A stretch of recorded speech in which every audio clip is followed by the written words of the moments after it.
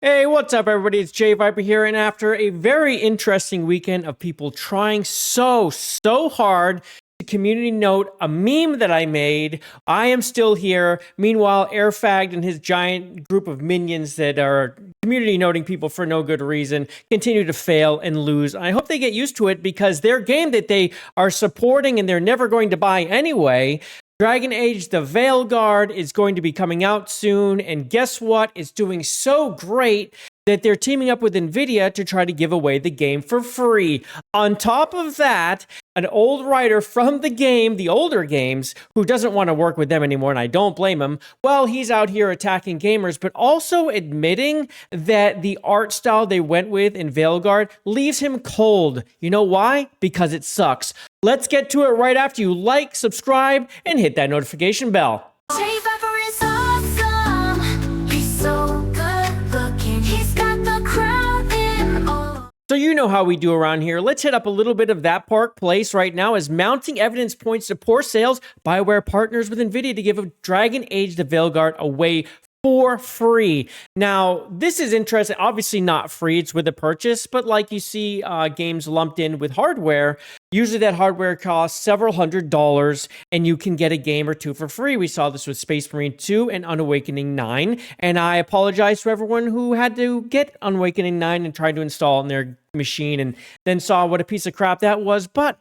at least they got Space Marine 2 with it as well. Let's get into the article. On its blog, Nvidia shared Fight for Theodis' future at ultimate quality this fall as new and existing members who purchase 6 months of GeForce Now Ultimate can get BioWare and Electronic Arts' epic RPG Dragon Age the Veilguard for free when it releases on October 31st. So the GeForce Now bundle costs $99. It's a markdown for the 6-month price. And along with that, you get Dragon Age the Veilguard included. So here's the deal right here. As you can see, there's a free version. There's a priority version for $49. And then there's the $100 version for 6 months. So you get a GeForce RTX 480 rig, RTX on, exclusive access to RTX 480 servers, 8-hour session length, up to 4K resolution, up to 120 FPS and no ads. Dragon Age the Veilguard included with the purchase. Now again, on Steam, if you were to buy Dragon Age the Veilguard right now, first of all, I would just say, I'm sorry that you're doing that and you're putting yourself to so much pain. Please don't do this to yourself. But it would cost you $60. This is a $100 product. That means $60 of that is the Veilguard and $40 is Ultimate. Now, we all know that BioWare isn't going to see the $60, right? They're going to get a smaller portion of this, but it's basically a way for them to pad their numbers. I don't see how much they could really pad their numbers with this, though. This isn't something that's all that popular. It's basically a streaming service using NVIDIA. It's not something I've even really heard of being used. It's very unpopular, but I wonder if they're going to try to use Veilguard as a way to make it a little more popular or something at least people might try out for 6 months because, hey, you know what? It's $100 and I get a $60 game with it anyway. I don't really see how this is a huge boost personally, even though they definitely are going to try to pad their numbers with this. This is what they're going to do, period. So this bundle announcement comes in the wake of a number of metrics indicating the game's pre-order sales are not doing well. We talked about this on an earlier video, how Starting Craig's source pretty much said that they have under 2,000 pre-orders across 800 stores. We saw this with Outlaws as well, where it tracks to real time. So Outlaws was right around 1 per store. This one's close to 2. So we know Outlaws moved about 1 million units, and I had already predicted this one would move around 2 million units, which is actually a big fail. 2 million units for a Dragon Age game, 1 million for a Star Wars game. These are failures, okay? So in order for BioWare to be profitable, they need to move this product that took 10 years of their life, even though it wasn't all production. It was on and off production and re-rolling things.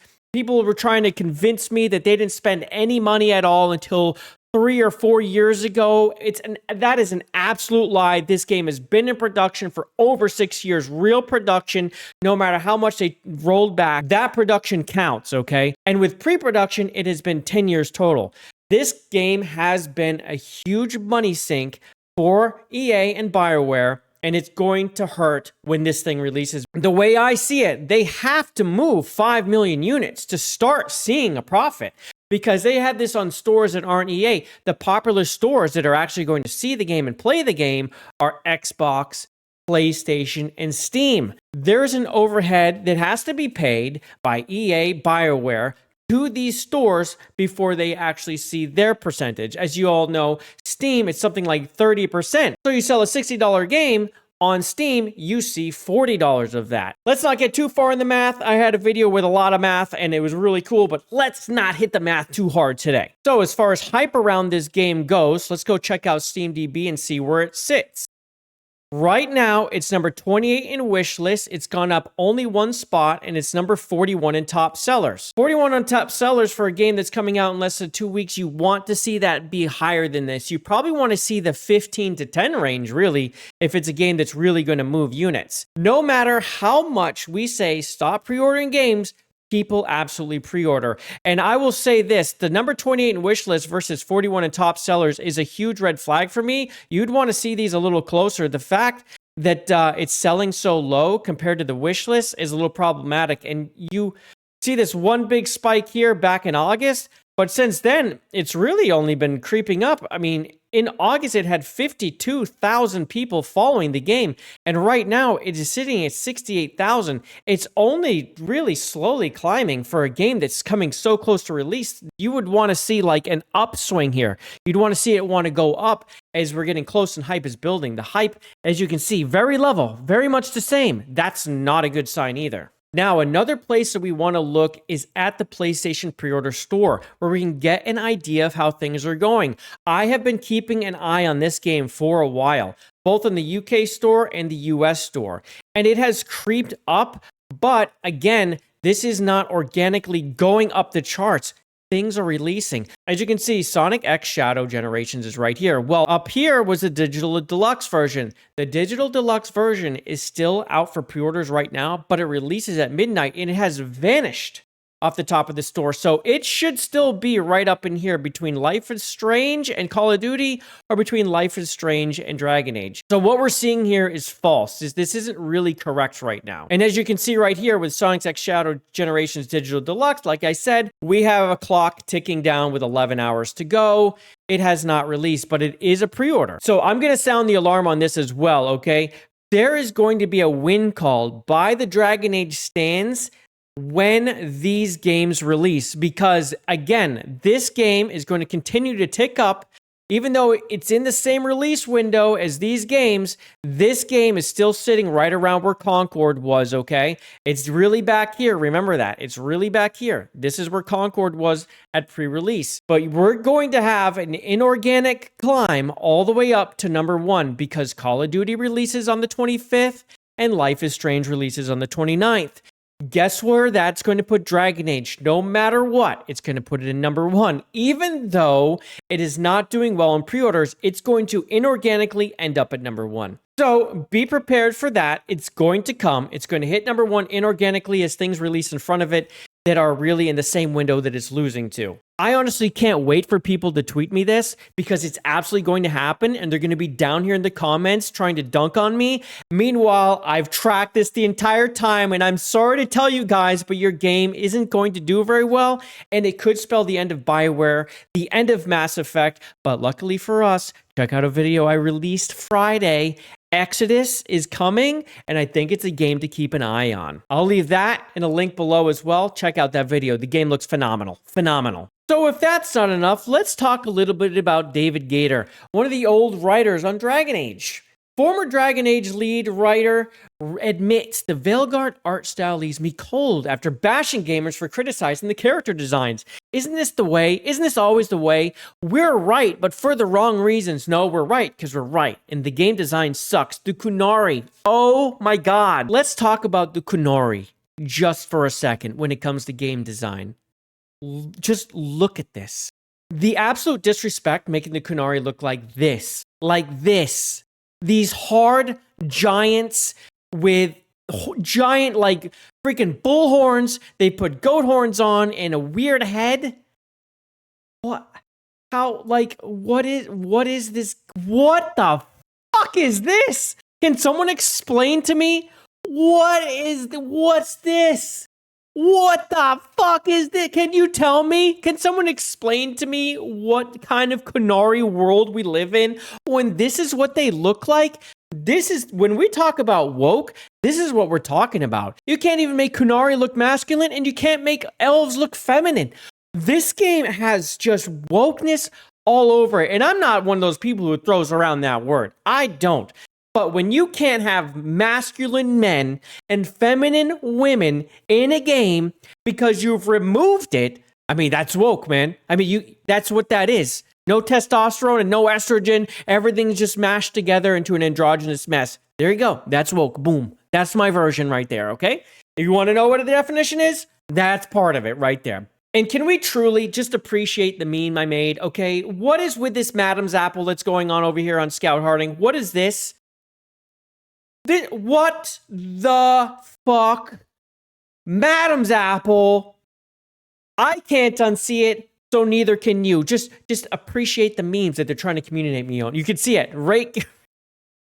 There's community notes over here they're trying to get me with. Nope, not happening, bitches. So over on Blue Sky, Gator posted, and of course they're all running to Blue Sky so they can complain in privacy because X is such a visceral, horrible place full of crazy people who are just so mean and based, and they just don't understand how to talk about games and give us our toxic positivity. He literally said this, and he put it just like this. Check this out.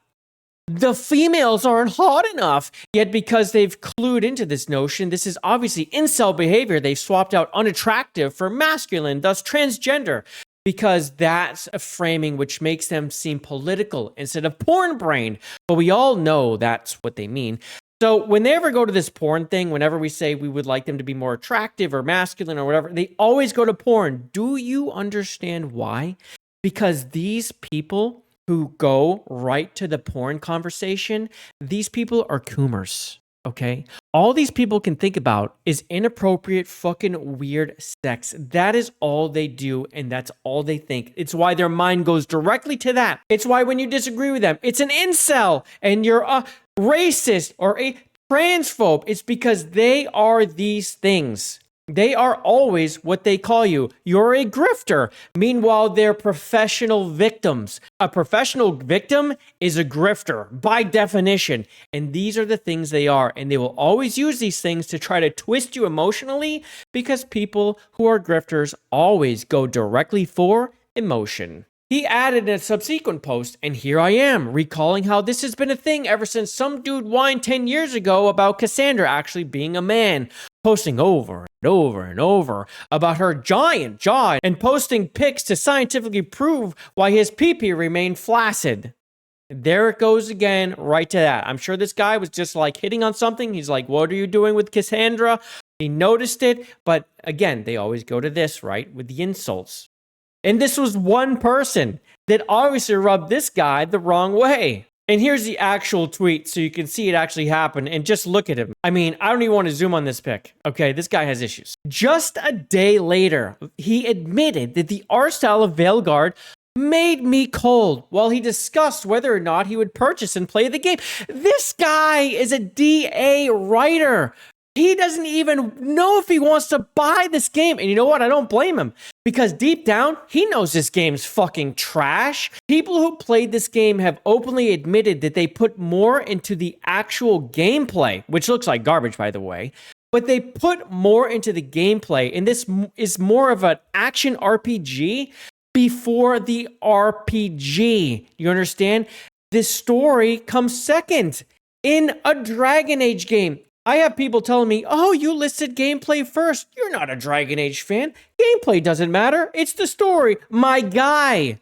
The people who made the game aren't Dragon Age fans. They put the gameplay first. They put the story in the back burner. They don't even have good acting. For Christ's sakes, the writing's terrible. And we're calling it out. We can see it a mile away. All the warning signs are there. We've seen so much of this game being played, and it is so clear it's bad. It is so clear that the gameplay itself is better than the writing, but that's not how it should be. And by the way, again, I just want to be clear. The gameplay is trash. Tangent aside, he said, a question I've received frequently as of late, will you be playing the new Dragon Age?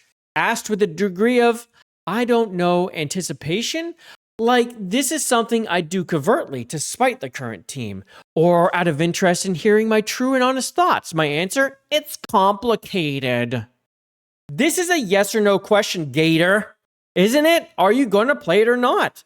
Yes or no? What the hell complicated? Are you going to play the next game or not? He says, honestly, I don't think I can play and enjoy the game like other fans and enjoy the game. Not ever. On one hand, it'd be fun to play my first DA game post-release without seeing all the compromises and cuts and disappointments from years of development. On the other, it's my baby. It's moved on.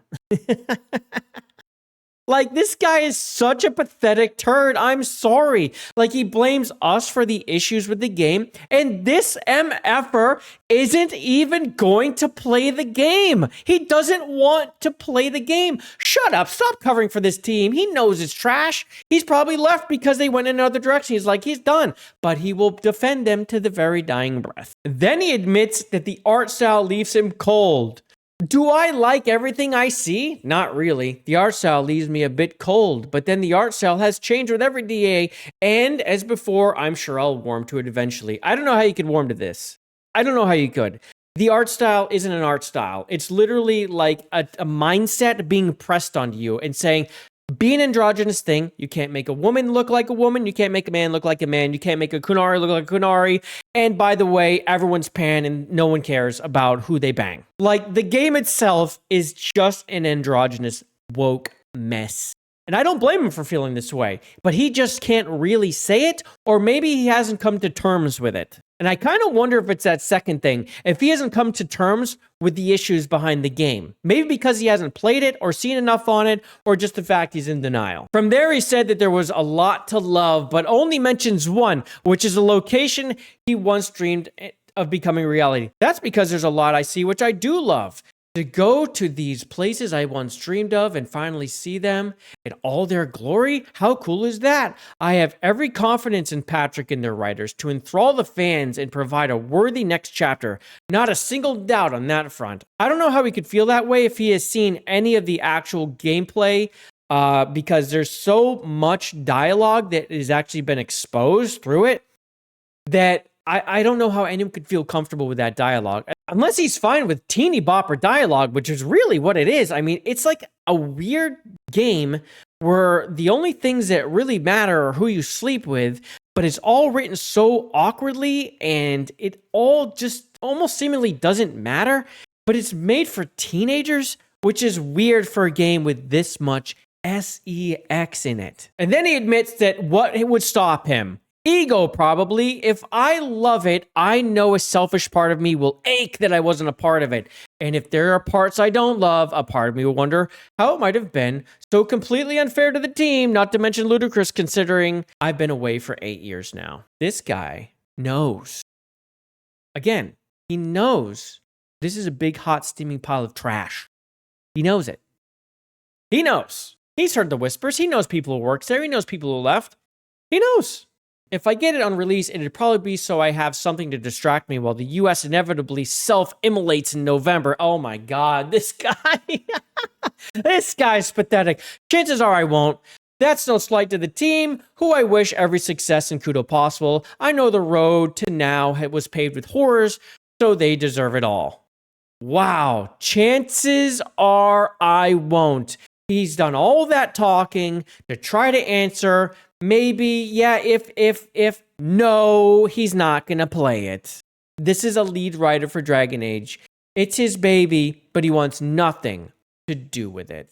And I am done talking about Gator and Dragon Age for the day. Let me know what you think in the comments below about how you think Dragon Age is really going to end up. How many units do you think it's going to move? Really? How many do you think it's going to move?